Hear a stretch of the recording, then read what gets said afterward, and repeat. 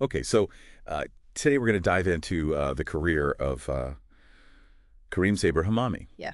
And he's a senior advisor and program manager Yeah. with like over 17 years of experience in business advisory at startup and SME development and a bunch of economic growth programs Right. across the MENA region. Yeah. And yeah, you guys, you're interested in quickly understanding the Right. key principles at play here. And so we're kind of using Kareem's resume as our roadmap to try and Yeah. pull out those key insights. And currently he's leading the Great Growth and Jobs Accelerator at UNDP in Tunisia. Yeah. This work aligns with the UN Sustainable Development Goals Yeah. for good jobs and innovation. So Yeah. this is somebody with just a wealth of practical experience. Absolutely. Yeah. What stands out to me immediately is just the sheer variety of roles that he's had, and the focus on really tangible outcomes. You know, job creation and business development. Right. It's not just a series of titles. It's really this hands-on engagement with the complexities of economic growth in all these diverse settings. Yeah. Okay. So let's start at the beginning. From 2008 to 2015, Kareem co-founded Globe Business Consulting Okay. and was working across Tunisia, France, and Oman. Wow. So already a pretty broad international scope early on, and focusing on market research and deal negotiation, which inherently leads to job creation. Yeah. So what's a key takeaway from you Yeah. from those early years running an international consultancy? Well, I think what's fascinating is that he gained this like foundational understanding Yeah. of different market dynamics, you know, and practical skills in navigating these cross-cultural Right. business environments. Yeah. And that ability to sort of adapt strategies to local context, I think that's a recurring theme that we see throughout his whole career. Yeah. During part of that time, 2013 to 2015, he was also CEO of a startup, TeleSSA. Oh, wow. So he wasn't just advising businesses, he was leading one. How do you think that entrepreneurial experience might have shaped his later work? Well, I think that that firsthand experience of, you know, the challenges and also the triumphs of building a startup from nothing, I think would have given him just invaluable empathy and practical insights into the needs of SMEs and how to support their growth. Okay. So then we see a significant period at Chemonics International. He starts as a value chain expert.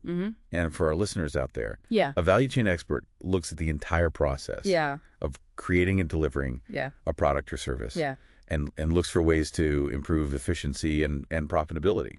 And he focused on market positioning and attracting investment. What kind of impact would that initial focus have? I think that initial focus is so critical because it's really addressing the fundamental competitiveness of these businesses, you know, by optimizing the value chain and attracting investment. He's really laying the groundwork for sustainable growth. Okay, so then he became a senior business advisor, developing growth plans for startups and SMEs with an emphasis on access to finance and digital transformation. These are two big challenges for smaller businesses. What makes his experience here particularly relevant?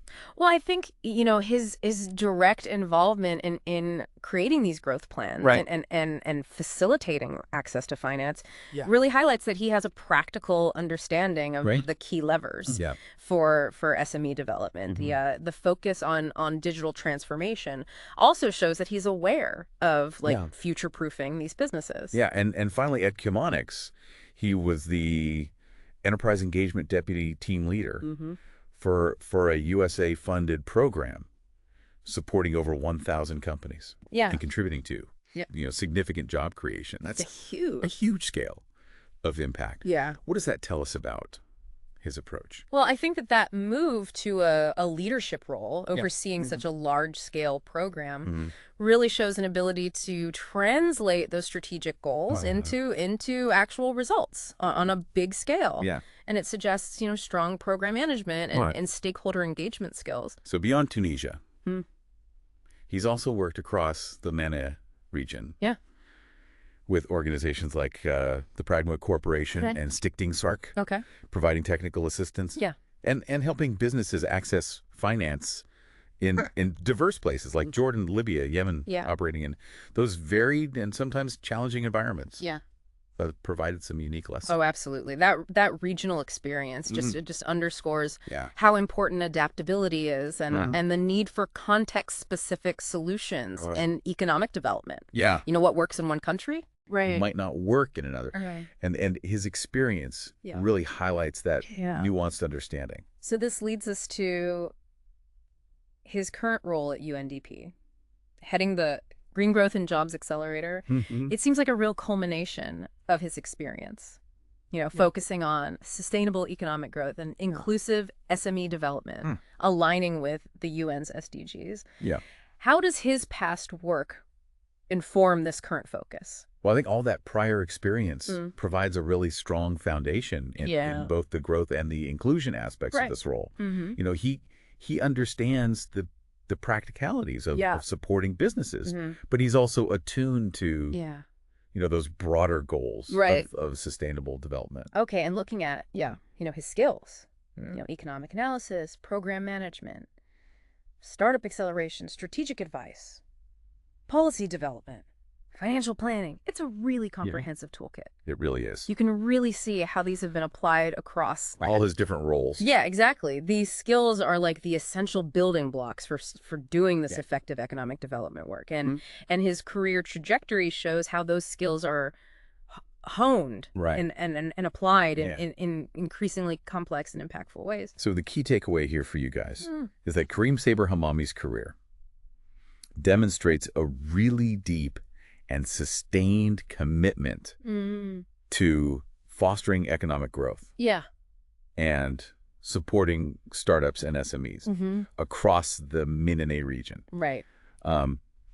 It's built on a foundation of diverse practical experience, a strong skill set, and a real dedication to continuous learning and collaboration. This raises a really crucial question for you guys. Considering Hamami's wide-ranging experience across all these different organizations and countries, what do you believe is the most fundamental element required for lasting economic development in emerging markets? And what's one concrete action an individual could take to contribute to that?